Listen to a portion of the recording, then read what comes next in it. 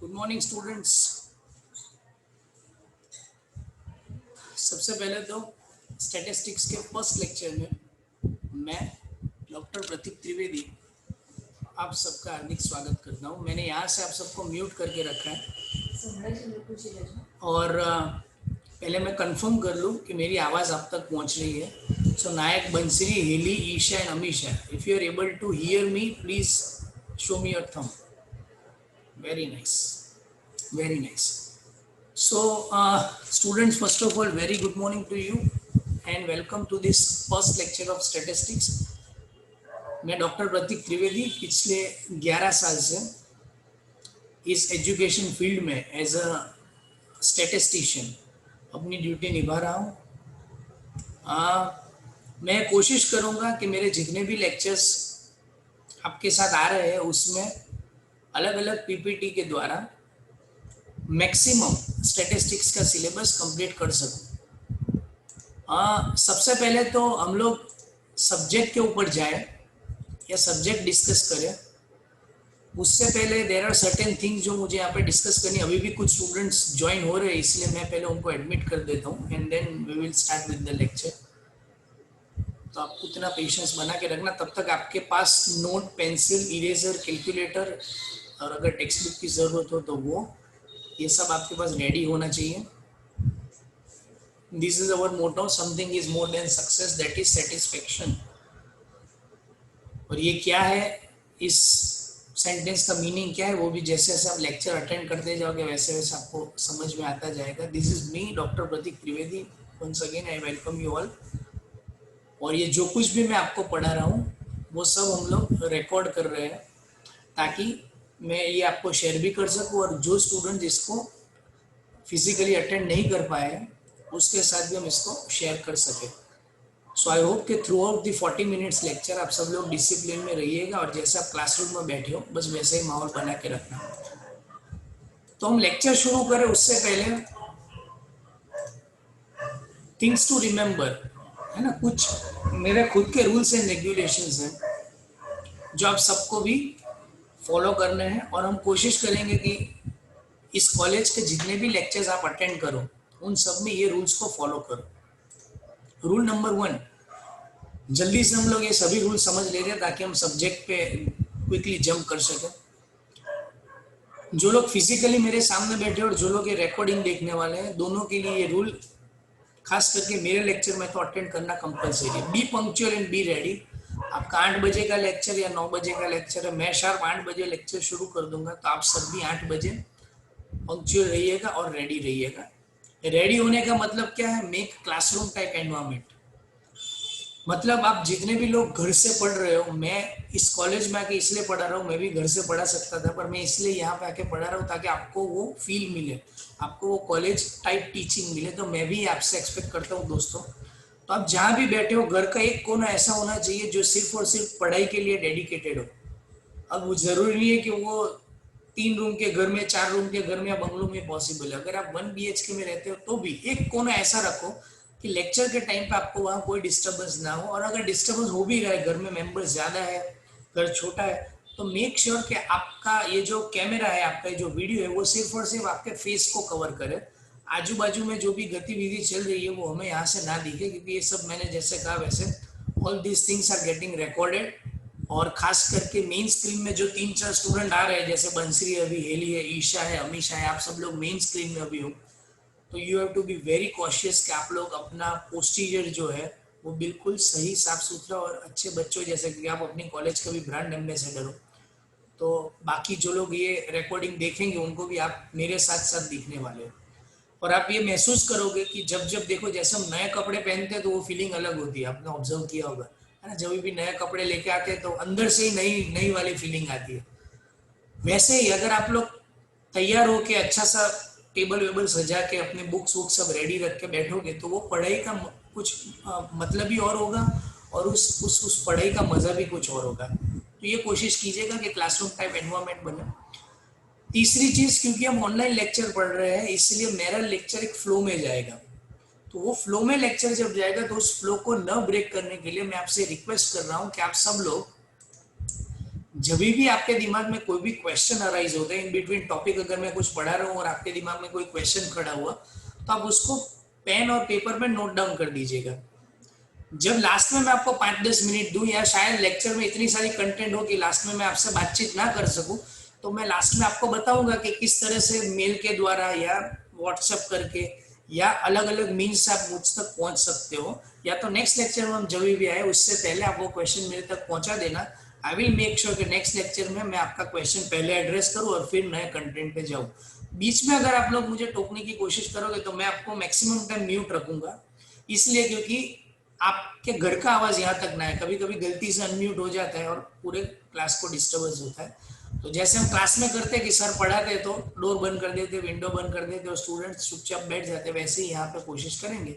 तो hold your questions till the last moment. Fourth point is most important, you must use ear plugs. काफी सारे बच्चे already ear plug लेके बैठे हैं, तो वो मुझे बहुत अच्छा लगा, इसलिए क्योंकि जब आप क्लास में बैठे हुए होते हो तो आपने एक्सपीरियंस किया होगा, देखो आप अपना कोई भी अच्छा मूवी देख रहे हो या वेब सीरीज देख रहे हो या गाना सुन रहे हो, तो कैसा प्रीफर करते हो कि हम ईयर प्लग डाल के सुनेंगे? क्यों? क्योंकि आप चाहते हो कि उसका एक भी बिट मिस ना हो, उसकी अलग फीलिंग आपको लेनी है। वैसे ही घर का छोटा सा छोटा आवाज भी अगर आपको डिस्ट्रैक्ट करता है तो आप लेक्चर में ध्यान नहीं दे पाओगे। और दोस्तों, हमारी भी लिमिटेशन समझो कि हमारे पास ब्लैक बोर्ड नहीं है, चौक नहीं है, इसलिए 40 मिनट का मैक्सिमम यूज अगर हमें करना है तो हमें ये सब डिस्ट्रैक्शन से अलग रहना पड़ेगा। तो आप जितना ईयर प्लग यूज करोगे वैसा माहौल भी एकदम शांत लगेगा और मेरे से बोला गया एक एक शब्द आप तक पहुंच पाएगा और जिसका इम्पैक्ट भी अलग होगा। And last and most important part, enjoy the lecture with smile. Early morning मेरा लेक्चर होता है, मुझे पता है कि 2 लेक्चर ही आप लोग अभी एक लेक्चर अटेंड करते हो, उसके बाद we have a whole day to go, हमारे पास पूरा दिन है काम करने के लिए, आपके पास भी पूरा दिन है। એટલે આપણે આપણા ટેન્શન છોડીને અત્યારે આઈપીએલ ચાલુ થઈ ગઈ છે એટલે કદાચ આપણી ફેવરિટ ટીમ હારી ગઈ હોય તો પણ આ બધા ટેન્શન છોડીને જ્યારે પહેલા સવારના પરમાં લેક્ચર આપણે અટેન્ડ કરીએ તો have a smiling face, at least good morning યા ગુડ બાય કહેતે time you should have a smile on your face. હું હમણાં આમ માથું રાખીને ભણાવું તો તમને કેવું લાગે? તો બસ મારે તો આ બે આંખો છે ને સામે તમારી 200 આંખો છે, એટલે સ્માઇલ કરવાનું, એન્જોય કરવાનો, લેક્ચર ગમે કે ના ગમે ઓપ્શન તો છે એની, પ્રતીક સર આવે તો લેક્ચર તો ભરવો જ પડશે। And hide your self, last important point, hide your self मतलब क्या है? हाइड योर सेल्फ का मतलब ऐसा है कि जब कभी भी आपको ऐसा लग रहा है कि भाई हम लोग रेडी नहीं है, लेक्चर शुरू हो चुका है, तो try to have your camera in off mode, offline mode, ताकि जो आजू बाजू की चीज़ की डिस्ट्रक्शन है, किसी भी चीज़ के लिए आपको खड़ा होना पड़े, आपके आजू बाजू में कोई आ जाए, तो अपना कैमरा उस टाइम के लिए बंद करके रखो। And as I said that, smile in the lecture. This is during the lecture and this is after completion of your lecture. So I hope I am clear with all the rules। और किसी भी game की शुरुआत अगर हम करें तो उसके रूल्स पहले पता होने चाहिए और फिर उस गेम में क्या क्या करना है वो पता होना चाहिए। तो रूल्स तो हमने समझ लिए, अब स्टैटिस्टिक्स का सिलेबस मैं आपको समझा देता हूँ।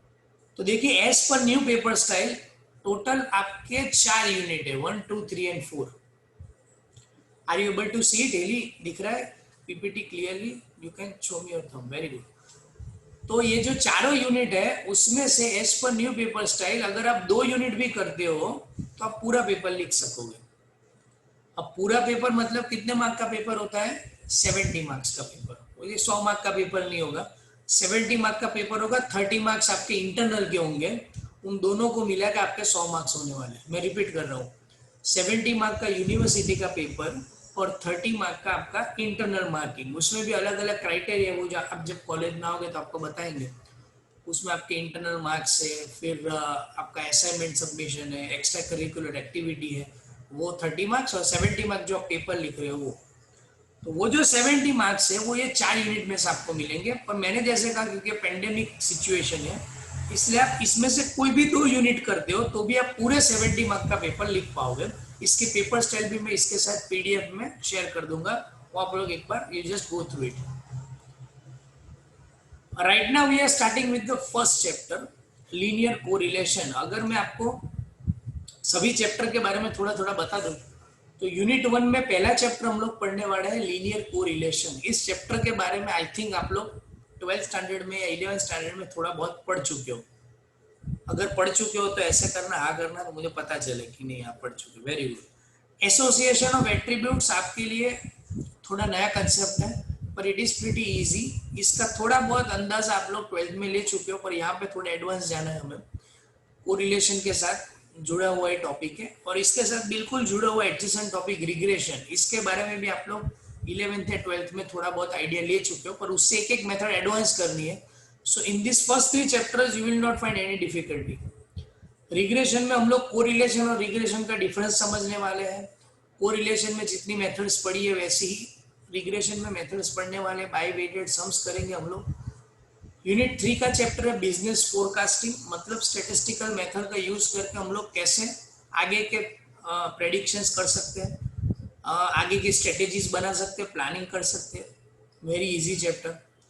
एंड डेमोग्राफिक मेथड्स, इसमें अलग अलग बर्थ रेट है, डेथ रेट है, मोर्टालिटी रेट है, इसके बारे में हम लोग पढ़ेंगे। सेंसस जिसको कहते हैं वस्ती गणतरी, उसके बारे में हम लोग पढ़ेंगे, उसमें कौन कौन सी मेथड यूज होती है। It is also pretty easy chapter. तो ये चारों के चारों यूनिट बहुत ही स्कोरिंग है। पर एक चीज आपको ये ध्यान में रखनी है दोस्तों कि आप लोग 12th तक जो स्टैटिस्टिक्स पढ़ते थे वो स्टैटिस्टिक्स में आप लोग सम्स ज्यादा करते थे और थियरी कम करते थे, क्योंकि बोर्ड की पेपर स्टाइल कुछ ऐसी है। यूनिवर्सिटी का अगर आप अगले साल का पेपर भी देखोगे, आपके पास अगर टेक्स्ट बुक हो तो लास्ट पेज पे आप देख सकते हो, उसमें 70 मार्क्स में से करीबन 25 से 35 मार्क्स की थियरी आती है। और आप लोग ये महसूस करोगे कि जैसे जैसे आप हायर स्टडीज में जाओगे वैसे वैसे थियरी पोर्शन की वैल्यू बढ़ती जाएगी और सम्स की वैल्यू कम होती जाएगी, क्योंकि सम्स तो कोई भी कर लेगा अगर फॉर्मूला याद होगा तो। पर वो फॉर्मूला बनता कैसे है, वो टॉपिक का एक्चुअल क्रक्स क्या है, और वो टॉपिक प्रैक्टिकल लाइफ में कैसे काम में आता है। आपको कोरिलेशन के सम्स आते हैं, पर कोरिलेशन कहाँ यूज करना है वही नहीं पता, तो there is no point studying it. और अब आप जब लोग ये पढ़ते हो तो आपको करियर पॉइंट ऑफ व्यू से भी पढ़ना है ना, कि आगे जाके इंटरव्यू में आप लोग जब जाओगे तो आपको यही टॉपिक के ऊपर क्वेश्चन पूछे जाएंगे, तब कोई आपको ये नहीं कहेगा कि कोरिलेशन का सम सॉल्व करके दो। तब आपको वाइवा होगा, ओरल आपका इंटरव्यू होगा, तो उस वक्त ये सब चीजें याद रखनी है। तो आपको ध्यान क्या रखना है कि थ्रू आउट द लेक्चर में पीपीटी में जो कुछ भी आपको देता जाऊंगा वो आपकी थियरी है। उसमें सम्स भी मैंने इंक्लूड करे, और कुछ कुछ तो मैंने बिल्कुल टेक्स्ट बुक में से कॉपी पेस्ट किए, ताकि आपके पास टेक्स्ट बुक ना भी हो तो आपको बिल्कुल टेक्स्ट बुक वाली फीलिंग आ जाए, और आपको कहीं भी ऐसा ना लगे कि हमारे क्लासरूम चल नहीं रहे। इसलिए आप ये पीपीटी को ध्यान से देखोगे तो मैंने ब्लैक एंड व्हाइट थीम में रखा है, इसलिए आपका ये ब्लैक बोर्ड है और व्हाइट जो चौक से फॉन्ट होते हैं, आपको बिल्कुल क्लास वाली फीलिंग आएगी। मेरी ये कोशिश है, पहले 1-2 लेक्चर में मैं कोशिश करूंगा। तो शुरू करें पहले चैप्टर से, chapter number 1, linear correlation. Okay, so कोई भी टॉपिक जब हम पढ़ेंगे तो पहले उसके टाइटल के ऊपर थोड़ा डिस्कशन करेंगे, उस चैप्टर का जो नाम है उसके ऊपर डिस्कशन करना जरूरी है। स्टैटिस्टिक्स की शुरुआत अगर करनी है तो इस क्वेश्चन से शुरुआत करनी पड़ेगी, व्हाट इज वेरिएबल। अब ये जो वेरिएबल है, हाँ एक और चीज मैं भूल रहा हूँ, यहाँ पे कुछ बच्चे ऐसे भी होंगे जो गुजराती मीडियम में से आते हैं, यहाँ पे कुछ स्टूडेंट ऐसे हैं जो इंग्लिश मीडियम में से आते हैं, पर सबको पढ़ना एक ही लैंग्वेज में।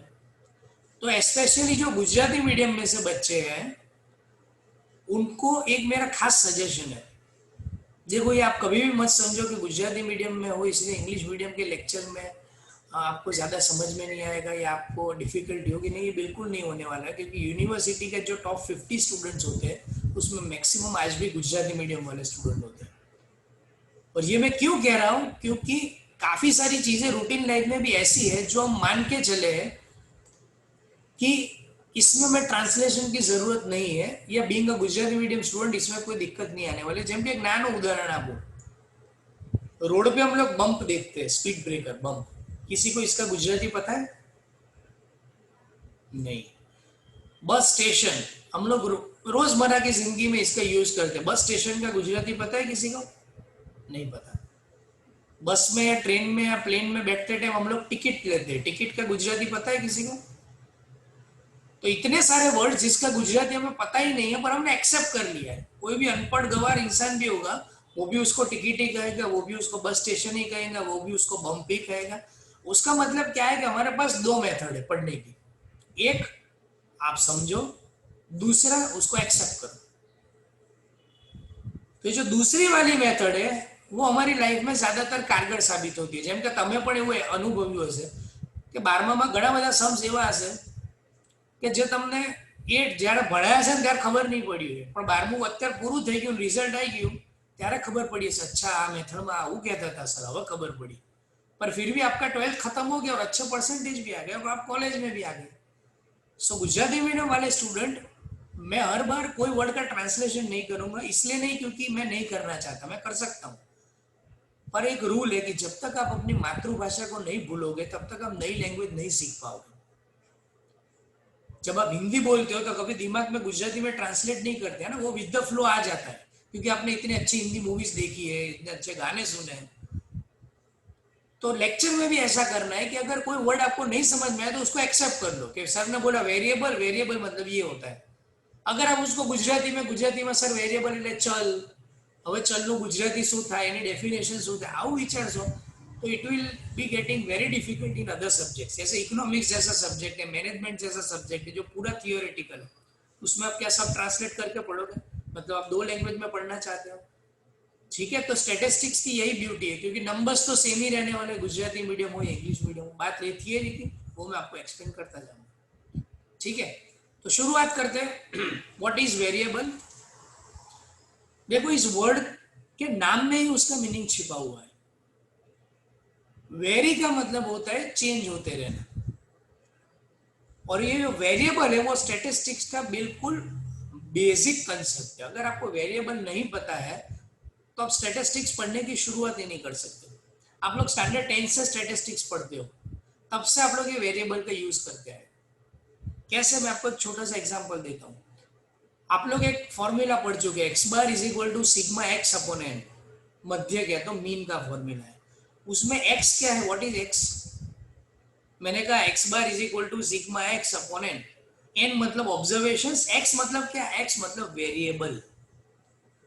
मतलब ये जो एक्स है, स्टैटिस्टिक्स में कोई भी फॉर्मूला ले लो, उसमें X Y Z A B C ये सब अल्फाबेट तो होंगे ही होंगे। ये जो अल्फाबेट्स है उसको वेरिएबल कहते हैं। यहाँ पे मैंने टेक्स्ट बुक की एक डेफिनेशन दी हुई है, पर हम टेक्स्ट बुक की डेफिनेशन नहीं, सिंपल वर्ड में इसको समझने की कोशिश करते हैं कि वेरिएबल मतलब ऐसी क्वांटिटी जो कंटिन्यूअसली अपने आप को बदलती रहे। एक एग्जांपल मैंने यहाँ पे नीचे पे दिया है, ये जो पर्सन है, प्राइस ऑफ गुड्स है, टेम्परेचर है, ये सभी चीजें जो कंटिन्यूअसली अपने आप को बदलती रहती है। ये जो पर्सन मतलब पर्सन टू पर्सन वो वेरी होती रहेगी। प्रतीक सर की एज कुछ अलग है, बंसरी की एज कुछ अलग है, यहाँ पे कोई एडमिन स्टाफ में बैठे उसकी एज अलग है, मतलब उसको हम एक्स से डिनोट करेंगे, वाई से करेंगे, मार्क्स ऑफ स्टूडेंट्स, हर एक स्टूडेंट वाइज वो मार्क्स बदलते रहेंगे। इन सबको हम कहते हैं वेरिएबल। और वेरिएबल को डिनोट करने के लिए आप लोग कोई भी अल्फाबेट यूज कर सकते हो, जैसे कि X Y Z A B C, ऐसे कोई भी अल्फाबेट आप लोग यूज कर सकते हो। पर यहाँ पे कुछ एक्सेप्शंस है। हमारे पास स्टैटिस्टिक्स में और मैथ्स में कुछ सिंबल्स ऐसे हैं जो रिजर्व्ड है। अब रिजर्व मतलब कैसा? जैसे कि आप लोग एक सिंबल पढ़ चुके हैं, पाई, याद है सबको पाई? अगर याद है तो ऐसे हाँ करना ताकि मुझे पता चले। पाई का मीनिंग क्या होता था? पाई इज इक्वल टू 22/7 या तो 3.14। आप इंडिया में पढ़ रहे हो, अफ्रीका में जाओगे, ऑस्ट्रेलिया में जाओगे, अमेरिका में जाओगे, पाई की वैल्यू चेंज होगी क्या? ऐसा होगा कि इंडिया में पाई 3.14 है, अमेरिका में 3.15 है? ऐसा होगा कभी? कभी नहीं होगा। फिर 10th स्टैंडर्ड में फिजिक्स में आप लोग कैपिटल जी पढ़ते थे, गुरुत्वाकर्षण अचलांक, ग्रेविटेशनल कांस्टेंट। वो जी की वैल्यू पूरे अर्थ में आप कहीं भी जाओगे वो सेम रहने वाली है। तो ये सब सिंबल्स जो है, जो कहीं ना कहीं किसी ना किसी चीज के लिए रिजर्व करके रखे हैं, हम उसका यूज यहाँ पे नहीं कर सकते। बाकी कोई भी अल्फाबेट आप ले सकते हो, X Y Z A B C alpha beta gamma, कोई भी अल्फाबेट आप लोग ले लो और वेरिएबल की जगह उसको डिनोट कर सकते हो। अगर आपको वेरिएबल समझना है तो साथ साथ में कांस्टेंट भी समझना पड़ेगा। वेरिएबल मतलब चेंज होते रहना और कांस्टेंट मतलब एक जैसा रहना। एक जैसा क्या रहता है, मैंने आपको कहा पाई की वैल्यू एक जैसी रहती है, कैपिटल जी की वैल्यू एक जैसी रहती है, उसको हम कहेंगे कांस्टेंट। नंबर्स जो है 5 विल ऑलवेज रिमेन 5, इसका ये इशारा जो है वो 5 के लिए है। किसी भी कंट्री में जाओ दुनिया में, 5 क्वांटिटी जो है वो सेम रहती है, वो कभी भी चेंज नहीं होती है। तो आई होप वेरिएबल और कांस्टेंट में किसी को कोई डाउट नहीं होगा। अब हम आगे बढ़ते हैं इस चैप्टर के टाइटल के ऊपर, जिसका नाम है कोरिलेशन। अब ये जो कोरिलेशन टाइटल है उसको भी समझना है तो देखो काफी सारे वर्ड्स में ही उसका आंसर छुपा हुआ होता है, वो हमें ढूंढना है। ये जो कोरिलेशन है उसको मैं दो पार्ट में डिवाइड कर रहा हूं। पहला पार्ट जो है वो है को, और दूसरा पार्ट है जो है रिलेशन। इन दोनों पार्ट में से दूसरा वाला पार्ट जो है वो आपको पता है, रिलेशन मतलब क्या वो आपको पता है।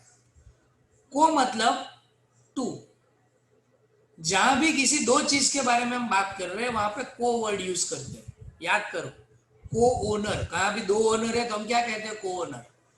फिर कहीं भी अगर दो राइटर है, किसी बुक को दो जन ने लिखा है तो हम कहते हैं he is the author and I am को ऑथर, है ना। कोऑपरेशन, दो लोगों के बीच में कोई भी अगर एग्रीमेंट हुआ है तो हम कहते हैं कोऑपरेशन, कोऑपरेट करो, रूटीन लाइफ में हम यूज करते हैं ना। तो ऐसे ही को रिलेशन मतलब कोई भी दो वेरिएबल के बीच में बना हुआ रिलेशन, इसको हम कहेंगे को रिलेशन। बोलो समझ में आ रहा है? किसी भी दो वेरिएबल के बीच में बनता हुआ रिलेशन उसको हम कहेंगे को रिलेशन। अब ये दो वेरिएबल कोई भी हो सकते हैं। नीचे मैंने एक एग्जांपल दिया है, age of husband, age of wife. अब आप देख लो, ये हस्बैंड है और ये वाइफ है। हस्बैंड की एज 35 साल है, वाइफ की एज 30 साल है। मैंने कहा 5 साल बाद हस्बैंड की एज क्या होगी, हस्बैंड की एज क्या होगी 40 साल, तो वाइफ की एज क्या होगी 35 साल। मतलब हस्बैंड की एज 5 साल बढ़ी तो वाइफ की एज भी 5 साल बढ़ी। अब मैं कहूंगा कि 5 साल पहले हस्बैंड की एज क्या थी, आप कहोगे सर 30 साल। वाइफ की एज 5 साल पहले क्या थी, आप कहोगे सर 25 साल। मतलब हस्बैंड की एज कम हुई तो वाइफ की एज भी कम हुई। तो हम कह सकते हैं इन दोनों के बीच में को रिलेशन है। मतलब कोई ना कोई रिलेशन है, जो एक में चेंजेस करते हो तो दूसरे में ऑटोमेटिक चेंजेस होते हैं। तो ऐसे कोई भी रिलेशन है जिसमें एक में चेंजेस करो तो दूसरे में भी हो, उसको हम कहेंगे को रिलेशन। क्लियर है इतना? So there are two types of correlation. ये सब आप लोग 11th-12th में पढ़ चुके हो, इसलिए मैं इसको थोड़ा क्विकली आगे बढ़ा रहा हूँ। There are two types of correlation, one is positive correlation and second is negative correlation. Positive correlation की डेफिनेशन में मैंने लिखा है, अगर changes in two variables are in same direction, और नेगेटिव में लिखा है changes in two variables are in opposite direction. अब ये सेम और ऑपोजिट डायरेक्शन क्या है, मैंने जैसे कहा वैसे कि अगर एक वेरिएबल की वैल्यू बढ़ाओ तो दूसरे की भी बढ़े, एक की वैल्यू कम करो तो दूसरे की भी कम हो, इसको कहते हैं सेम डायरेक्शन। जैसे कि एग्जांपल यहाँ पे लिखा है age of husband and wife.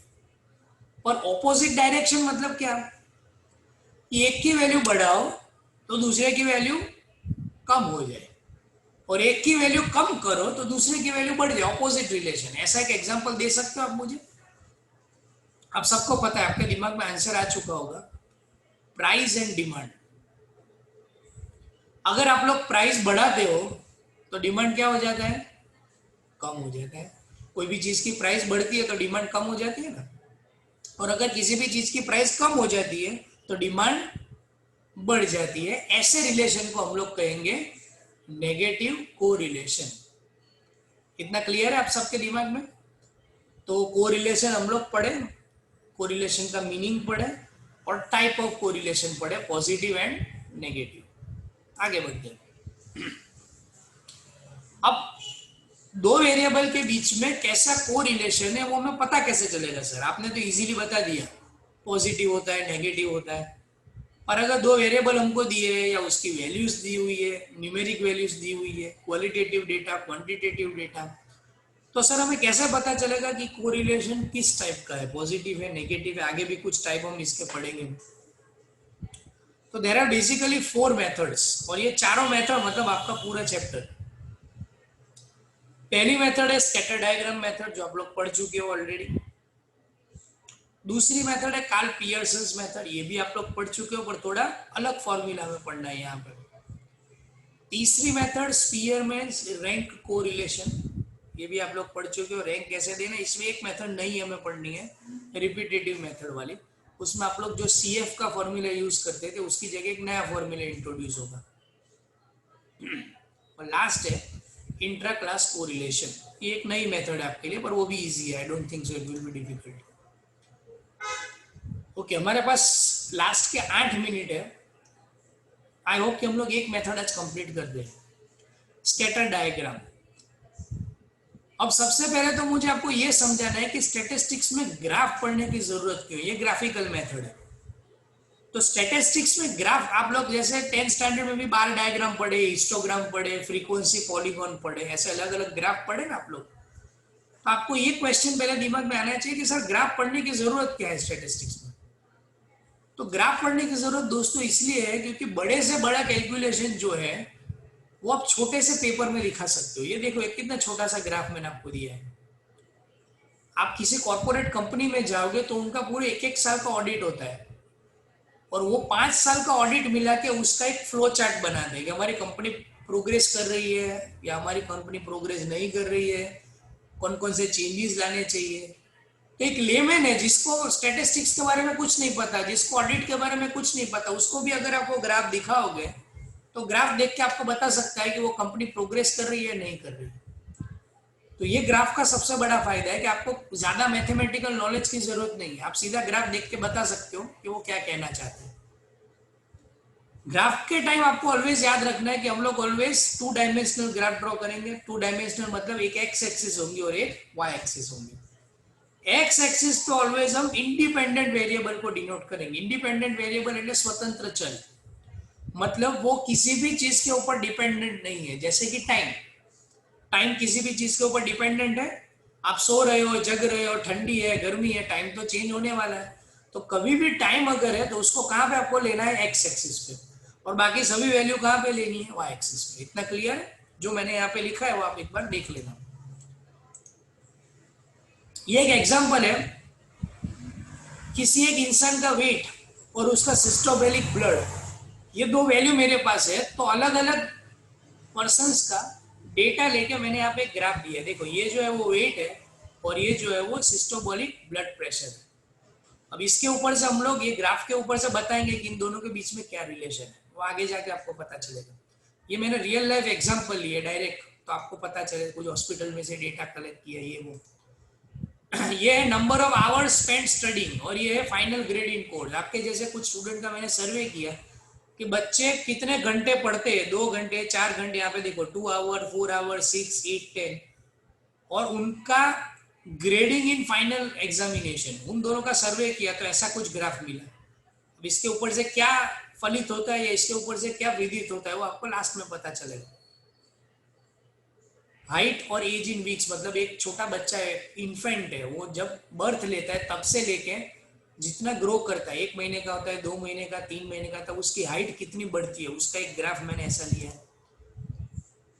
तो इसको कहते हैं स्कैटर डायग्राम। अब ये स्कैटर डायग्राम जो है वो अल्टीमेटली हमें 5 तरीके के कोरिलेशन दिखा सकते हैं। मैं जल्दी से डायग्राम आपको समझा देता हूं। अगर आपके सभी पॉइंट्स स्ट्रेट लाइन में है और इंक्रीजिंग ऑर्डर में है, आप लोग के पास जब डेटा आएगा तो आप उसको ग्राफ पे प्लॉट करोगे और फिर उसको ऑब्जर्व करोगे। अगर आपके सभी पॉइंट इंक्रीजिंग ऑर्डर में है और स्ट्रेट लाइन में है तो आपको याद रखना है कि अगर इंक्रीजिंग ऑर्डर में है तो वो पॉजिटिव कोरिलेशन है, और अगर स्ट्रेट लाइन में है तो वो लीनियर कोरिलेशन। समझ में आया? अगर स्ट्रेट लाइन में है तो लीनियर, इंक्रीजिंग ऑर्डर में है तो पॉजिटिव। तो यहां पे मैंने कहा कि सभी पॉइंट इंक्रीजिंग ऑर्डर में है और स्ट्रेट लाइन में है, तो ऐसे कोरिलेशन को हम कहेंगे लीनियर पॉजिटिव कोरिलेशन। समझ में आ रहा है? अगर आपके मैक्सिमम पॉइंट्स इंक्रीजिंग ऑर्डर में है मैंने कहा मैक्सिमम पॉइंट इंक्रीजिंग ऑर्डर में है और स्ट्रेट लाइन में नहीं है, पर मैक्सिमम पॉइंट स्ट्रेट लाइन में, सभी पॉइंट स्ट्रेट लाइन में नहीं है। तो क्योंकि मैक्सिमम पॉइंट इंक्रीजिंग ऑर्डर में है तो पॉजिटिव कोरिलेशन तो होगा ही, पर क्योंकि वो स्ट्रेट लाइन में नहीं है इसलिए उसको हम लीनियर नहीं कह सकते, उसको हम कैसा कहेंगे, पार्शियल। उसके लिए वर्ड कौन सा यूज करते हैं हम, आप उसको वीक भी कह सकते हो या पार्शियल भी कह सकते हो, तो उसको हम कहेंगे वीक पॉजिटिव कोरिलेशन या तो पार्शियल पॉजिटिव कोरिलेशन। बोल समझ में आ रहा है?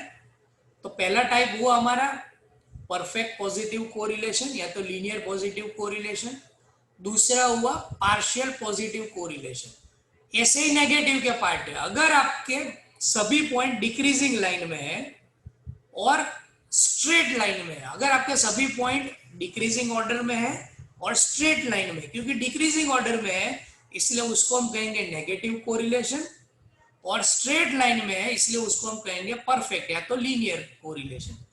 तो अगर आपके सभी पॉइंट स्ट्रेट लाइन में है डिक्रीजिंग ऑर्डर में तो उसको हम कहेंगे परफेक्ट नेगेटिव कोरिलेशन। समझ में आ रहा है? ऐसे ही उसका चौथा पार्ट, अगर आपके मेजोरिटी पॉइंट डिक्रीजिंग ऑर्डर में है, मतलब समझो 5 में से 4 पॉइंट डिक्रीजिंग ऑर्डर में है और स्ट्रेट लाइन में नहीं है तो उसको हम कहेंगे पार्शियल नेगेटिव कोरिलेशन। वापिस पहला हुआ परफेक्ट पॉजिटिव कोरिलेशन, दूसरा हुआ पार्शियल पॉजिटिव कोरिलेशन, तीसरा हुआ परफेक्ट नेगेटिव कोरिलेशन, चौथा हुआ पार्शियल नेगेटिव कोरिलेशन, और पांचवा टाइप है कि कोई कोरिलेशन नहीं है, मतलब आपको ऐसा कुछ डेटा दिया है कि उनके बीच में कोई रिलेशन ही नहीं है, तो आपके पास कुछ ऐसा ग्राफ आने वाला है। बोलो यहां तक क्लियर है? सो ये टॉपिक एक बार आप लोग टेक्स्ट बुक में देखोगे इट विल बी क्लियर। मैंने यहाँ पे शॉर्ट में दिया है परफेक्ट पॉजिटिव मतलब सभी पॉइंट इंक्रीजिंग ऑर्डर में, पार्शियल पॉजिटिव मतलब most of point increasing order में, परफेक्ट नेगेटिव मतलब सभी पॉइंट डिक्रीजिंग ऑर्डर में, एंड स्कैटर डायग्राम मतलब there is no correlation. Advantage और डिसएडवांटेज है इसके, वो हम लोग नेक्स्ट लेक्चर में भी डिस्कस करेंगे, और आप लोग भी इसको एक बार टेक्स्ट बुक में पढ़ लेना, क्योंकि we are coming towards the last 1 minute of this session. इसलिए मैं चाहता हूं कि इस स्लाइड शेयर को मैं यहाँ पे स्टॉप कर रहा हूँ और मैं आप सबको देखना चाहता हूँ, इसलिए मैंने यहाँ पे स्लाइड शेयर बंद कर दिया है और मैं आप सबको भी अनम्यूट कर रहा हूँ। So we are coming towards the last 1 minute of this session. मैं यहाँ पे सबको देख सकता हूँ इसलिए सबको मेरा हाय कह रहा हूँ। कृपा, रेखा, प्रियांशी, हनी, विपाशा, सरोज, मोदी, खुशबू, दीक्षिका, रिया। नेक्स्ट लेक्चर से मेक श्योर कि आप सब लोग अपना सही नाम नीचे लिखो। आई होप ये नाम भी आपके सही नाम ही है। साक्षी, विधि, पूजा, स्नेहा, सिमरन, मैं सबको देख सकता हूँ। तो सबसे पहले तो आई होप आप सबको लेक्चर पसंद आया होगा। पसंद आया तो ऐसे करना, नहीं आया तो ऐसे करना। Very good, very good. इतने थम्स अप देख के मुझे भी आपके लिए मेहनत करने का ज़्यादातर इनकरेजमेंट मिलेगा। तो सब लोग, अगर मेरी आवाज़ आप तक पहुँच रही है और आपको ये लेक्चर में मज़ा है तो सब लोग अपना राइट हैंड खड़ा करो। Show me your right hand. उसको उल्टा करो और अपनी पीठ थपथपाओ एक बार। शाबाश।